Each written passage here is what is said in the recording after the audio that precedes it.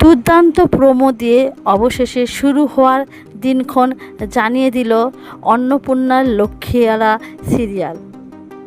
আগামী 1 জুন থেকে শুরু হচ্ছে নতুন জুটির এই দুর্দান্ত গল্প। তবে কোন স্লটে সেটা এখনও ক্লিয়ার নয়। গল্পের হিরো হিরোইনের দুজনেই অন্যায়ের বিরুদ্ধে কঠোর। হিরো মাকে বড্ড ভালোবাসে, মায়ের নামে ট্যাটু, সেই সাথে মায়ের দেওয়া প্রতিটি জিনিস খুবই যত্নে রাখে।